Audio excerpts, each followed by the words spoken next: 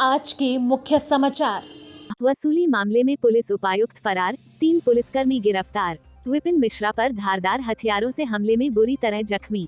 Shivkumar colour printer से नकली note छापने के मामले में गिरफ्तार। मुख्यमंत्री ममता बनर्जी का भाजपा पर बार, कहा जीत से ज्यादा खुशी की जरूरत नहीं। मुंबई पुलिस क्राइम ब्रांच को तलाश है अपने ही इप्स अधिकारी सौरभ त्रिपाठी की, जो मुंबई पुलिस में डीसीपी पद पर कार्यरत है। सौरभ त्रिपाठी को मुंबई के मार्ग पुलिस स्टेशन में दर्ज एक वसूली के मामले में फरार आरोपी बताया गया है। इस वसूली मामले की जांच क्राइम ब्रांच को सौंपा गया है और इस केस में 3 पुलिसकर्मी गिरफ्तार हो चुके हैं। गिरफ्तार पुलिसकर्मियों ने जोन के डीसीपी सौरभ त्रिपाठी को भी भागीदार बताया है। मार्ग पुलिस स्टेशन जोन 2 के अंतर्गत आता है, जिसके तत्कालीन डीसीपी सौरभ त्रिपाठी थे। यह मामला सामने आने के बाद सौरभ त्रिपाठी का तबादला कर दिया गया था। यह मामला अंगाडिया लोगों हीरा, सोना चांदी का कोरियर काम करने वाले से जुड़ा है। आरोप है कि मार्ग पुलिस स्टेशन के 3 पुलिस कर्मियों ने आंद्रिया को गलत तरीके से हिरासत में रखकर वसूली की। इस मामले की जांच मुंबई क्राइम ब्रांच की क्राइम इंटेलिजेंस यूनिट CIU द्वारा की जा रही है, जिसने 3 पुलिस अधिकारियों, पुलिस इंस्पेक्टर ओम वांगटे, सहायक पुलिस निरीक्षक नितिन कदम और पुलिस उप निरीक्षक समाधान जामदारे को गिरफ्तार किया है। ओम वांगते दक्षिण मुंबई के मुंबादेवी इलाके में स्थित आंद्रिया से कथित रूप से वसूली करते थे। मुंबई क्राइम ब्रांच ने अब तक 10 से ज्यादा आंद्रिया का बयान दर्ज किया है। नितिन कदम और समाधान जामदारे न्यायिक हिरासत में हैं, जबकि 10 मार्च को गिरफ्तार किए गए ओम वांगटे को मंगलवार को फिर से अदालत में पेश किया गया, जिसने उनकी पुलिस हिरासत 19 मार्च तक बढ़ा दी। एक वरिष्ठ IPS अधिकारी ने कहा कि डीसीपी त्रिपाठी को मुख्य आरोपी वांगटे ने कथित तौर पर पूछताछ में अपना नाम यह कहते हुए बताया कि वह त्रिपाठी के मौखिक निर्देशों पर काम कर रहे थे, जिसके बाद डीसीपी त्रिपाठी को आरोपी बनाया गया।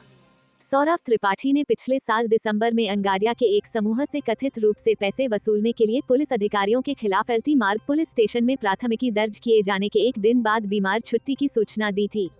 वसूली रैकेट का आरोपी सौरभ त्रिपाठी 2010 बैच का IPS अधिकारी है। त्रिपाठी अहमदनगर का SP रह चुका है। अहमदनगर में SP रहने के दौरान अन्ना हजारे के आंदोलन में बंदोबस्त से लोग IPS सौरभ को पहचानने लगे थे। इसके बाद सौरभ मुंबई के जोन 4 में DCP के तौर पर आया। जोन 4 से तबादला DCP प्रोटेक्शन एंड सिक्योरिटी के तौर पर किया गया। इसके बाद जोन 2 का DCP बनाया गया, जहां उस पर भ्रष्टाचार के आरोप लगा है। क्राइम ब्रांच अब ये पता लगाने में जुट गई है कि आखिर इन आरोपियों ने और कितने लोगों से वसूली की और कितना वसूल किया। इस वसूली में क्या और कोई अधिकारी भी जुड़े हैं, इसकी भी जांच क्राइम ब्रांच कर रही है। इस केस में तीनों पुलिस वाले गिरफ्तार हुए। अब DCP सौरभ त्रिपाठी पर भी गिरफ्तारी की तलवार लटक रही है। कल्याण पूर्व के खड़े गोलवली परिसर में रहने वाले विपिन मिश्रा पर कुछ दिन पहले जानलेवा हमला हुआ था। हमलावरों ने धारदार हथियारों से विपिन पर हमला कर बुरी तरह जख्मी कर दिया था। किसी तरह विपिन ने अपनी जान बचाई। इस मामले में कोलशेवाड़ी पुलिस ने हत्या का प्रयास और लूट का मामला दर्ज करते हुए तफ्तीश शुरू की। कल्याण के DCP सचिन गुंजाल, ACP उमेश माने पाटिल और कोलशेवाड़ी पुलिस थाने के सीनियर PI बशीर शेख की अगुवाई में जांच शुरू हुई। किसी भी तरह का सुराग न होते हुए भी पुलिस ने इस मामले में 4 नाबालिग बच्चों को हिरासत में लिया, जिन्होंने विपिन मिश्रा पर जानलेवा हमला किया था और उनके कुछ गहने लेकर फरार हो गए थे। नाबालिग लड़कों ने बताया कि विपिन पर हमला करने के लिए उन्हें 10,000 रुपए दिए गए थे। सोनू नामक व्यक्ति ने यह सुपारी दी थी।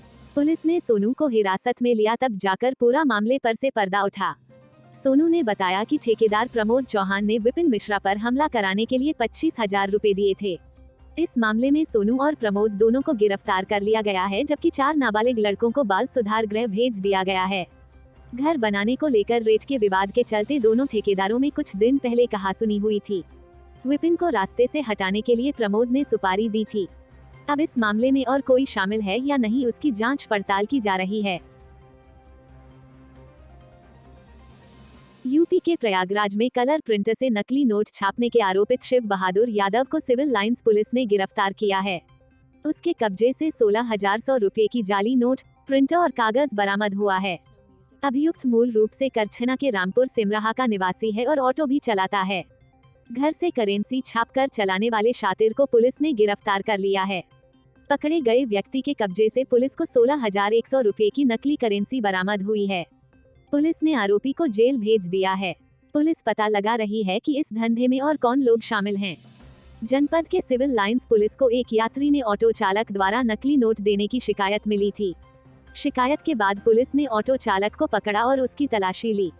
पुलिस को चालक के पास से 16,100 के नकली नोट मिले। पुलिस पूछताछ में आरोपी शिव बहादुर ने नकली नोट छापने और बाजार में चलाने की पूरी कहानी बताई।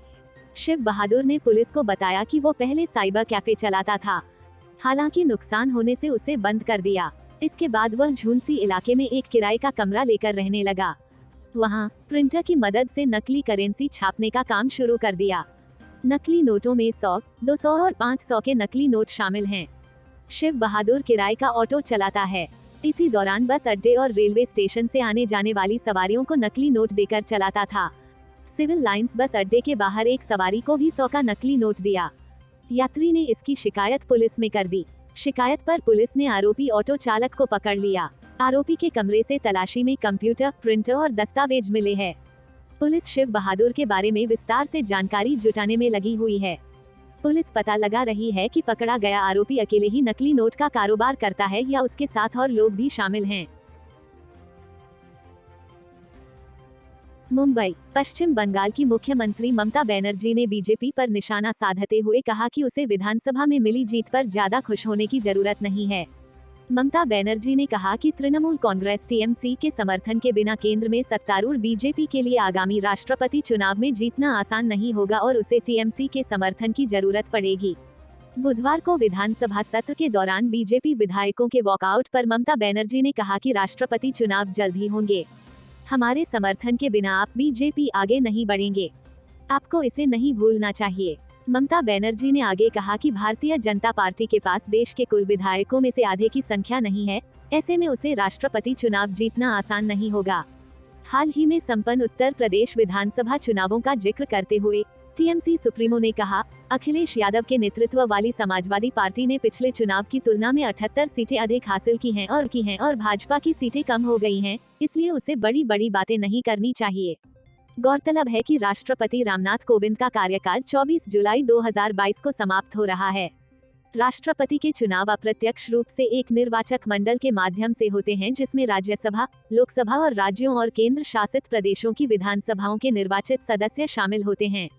राज्य विधानसभाओं के प्रत्येक मतदाता के मतों की संख्या और मूल्य एक सूत्र द्वारा निकाला जाता है, जो 1971 में राज्य की जनसंख्या को ध्यान में रखता है। Bureau report, Mumbai.